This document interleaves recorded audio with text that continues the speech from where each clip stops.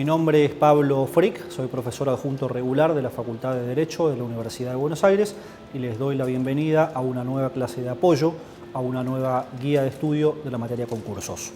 Hoy vamos a hablar de cómo se pagan los créditos de la quiebra y qué sucede si los acreedores no se presentan a cobrar. Como sabemos, la quiebra tiene una finalidad eminentemente liquidativa y sabemos también que los acreedores siempre tienen la pretensión última de cobrar, aunque sea una parte mínima, ínfima de sus créditos. Hay muchas quiebras sin activo, hay muchas quiebras donde los acreedores terminan sin cobrar nada, pero cuando hay algo para cobrar se aplica el procedimiento del que vamos a hablar ahora.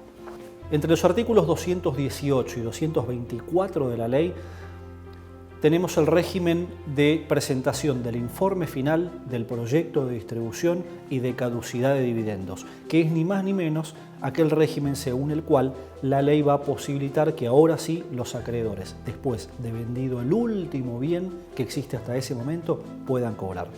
¿Cuál es el procedimiento? Lo vemos ahora. Una vez que se vende el último bien, que es la condición que pone la ley para este paso, el síndico tiene que presentar lo que se llama un informe final continente de un proyecto de distribución. En este informe final el síndico, por ejemplo, le va a informar al juez qué es lo que se vendió, qué producido se obtuvo, si hay, por ejemplo, créditos que no se pudieron cobrar, cuáles son los créditos que se cobraron, es decir, un pantallazo general de la evolución económica del procedimiento falencial, para que el juez tenga entonces información suficiente respecto de cómo fue el trámite liquidativo de la quiebra, teniendo en cuenta, como dije, que se cumplió la premisa legal de que se vendió el último bien. En este informe final, el síndico va a incluir un proyecto de distribución, que es ni más ni menos la manera en la que el síndico le propone al juez pagar los créditos. ¿Qué créditos? Los créditos contra el quebrado y los créditos contra la quiebra, es decir, los créditos prefalenciales y los créditos postfalenciales. Para esto, el síndico obviamente va a tener en cuenta el régimen de privilegios del que hablamos en alguna clase anterior. Régimen de privilegios que está regulado especialmente en los artículos 239 y 248 de la ley. Una vez que el síndico presenta el informe final con el proyecto de distribución, todavía pende la determinación de un crédito que debe ser incluido y que todavía no lo fue, y que es el derivado de los honorarios profesionales. Por eso el juez, una vez que se presenta el informe final y el proyecto de distribución, tiene que regular los honorarios profesionales para que este rubro sea incluido en el proyecto de distribución.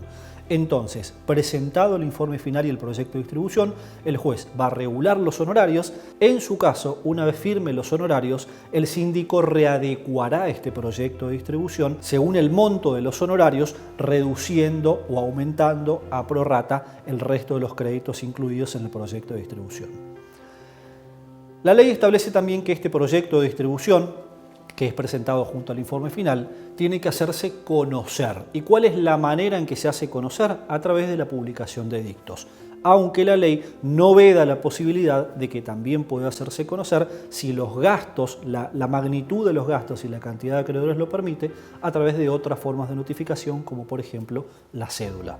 Este proyecto de distribución que presenta el síndico puede mandar a ser readecuado oficiosamente por el juez. El juez puede advertir que hay un error o hay alguna cuestión que merece algún afinamiento y puede ordenar de oficio, como acabo de decir, que el síndico readecue el proyecto de distribución.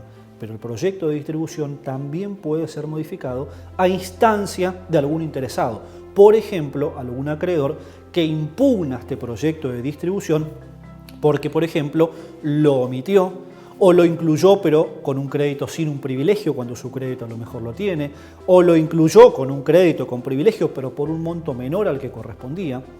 De manera que esta impugnación al proyecto de distribución, luego de ser sustanciada con los demás, por ejemplo con el fallido, que para esto no pierde legitimación procesal, y con el síndico, debe ser resuelta por el juez. El juez tiene que resolver la impugnación para ver si aprueba o no el proyecto de distribución tal como está. Y para esto, por ejemplo, cuenta con la posibilidad de llamar a una audiencia de los interesados para poder tener mayor información y resolver de esta manera de una forma más justa.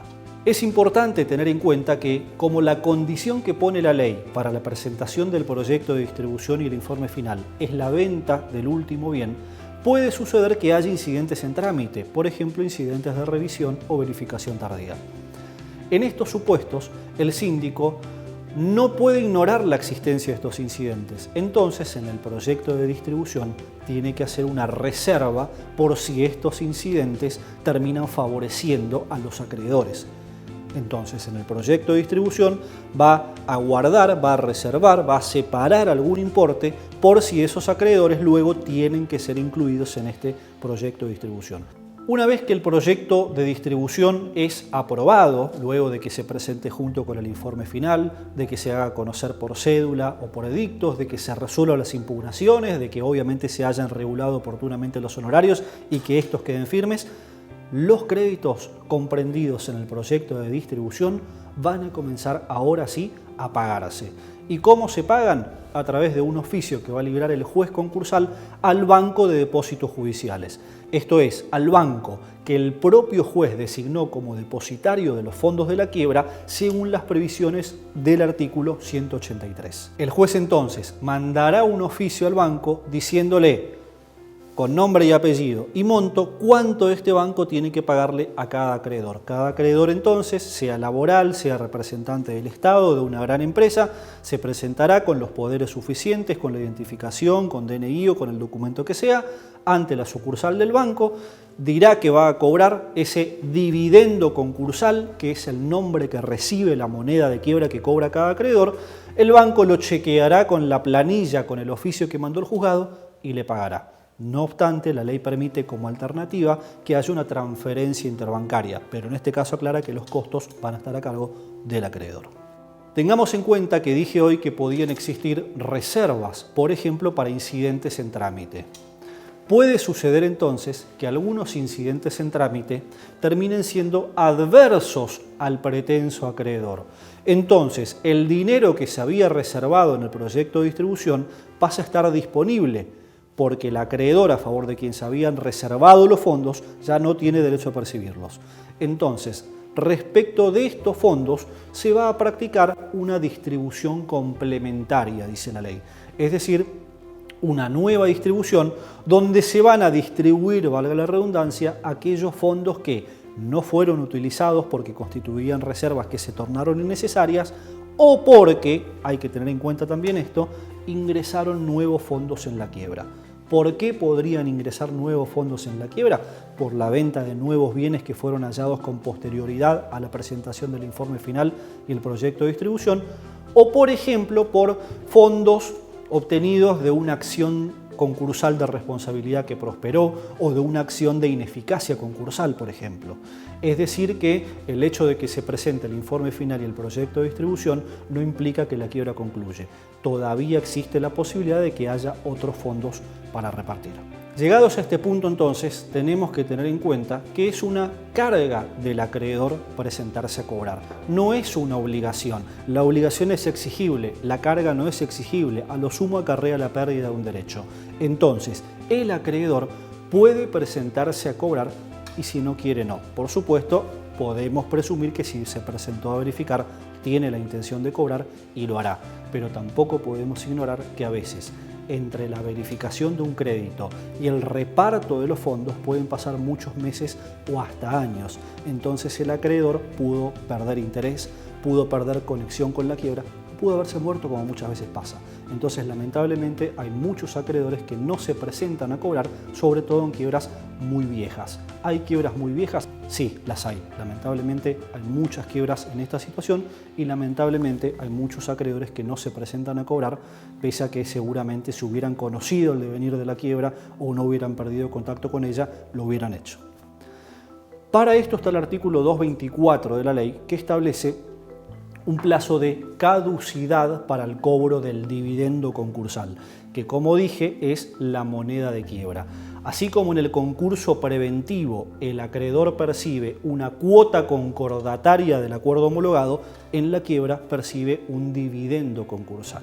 Según el artículo 224, cada acreedor tiene un plazo de 1 año para presentarse a cobrar el dividendo concursal del proyecto de distribución donde se incluyó su crédito o parte de él. Este año se cuenta desde la aprobación del proyecto. Esto implica que desde que se aprueba el proyecto, el acreedor tiene 1 año para presentarse a cobrar ese dividendo. Y si no lo hace, uno podría pensar que esos fondos se dividen o se reparten entre los acreedores o se devuelven al fallido. Pero no, se los queda el Estado. El Estado se los queda, dice el artículo 224, para el fomento de la educación pública. Es una solución discutible, fea, compleja, inconstitucional, probablemente sí todas estas cosas, pero es una cuestión de política legislativa y el legislador decidió que los fondos tienen este destino. Hay algunos fallos muy interesantes de la Corte Suprema que no es muy común que ingrese a entender en cuestiones concursales y a través de algunos de ellos convalidó, por ejemplo, el plazo de 1 año. También hay algunos fallos que han discutido si es constitucional o no que esto vaya para el Estado y en especial para el fomento de la educación pública nacional. Y también en estos casos se resolvió que el artículo 224 es constitucional y que los fondos deben ir para el fomento de la educación pública de la nación y no de las provincias ni de la capital federal. Pero en fin, siendo discutible o no la decisión legal, el régimen fue convalidado con la Corte y es la manera en la cual se distribuyen los dividendos de la quiebra y la manera en la cual el Estado se queda con aquellos dividendos caducos de los acreedores que no se presentaron a cobrar. Recuerdo una vez más que estas son nada más que clases de apoyo, son guías de estudio y para la profundización de estos temas me remito en particular al manual de concursos y quiebras que usamos en la cátedra del año 2018 de la editorial El Dial que dirigí y en particular a un trabajo que escribí hace algunos años donde analicé toda la cuestión jurisprudencial de la Corte Suprema que se encuentra en nuestra página web www.concursosuba.com.ar. Muchas gracias.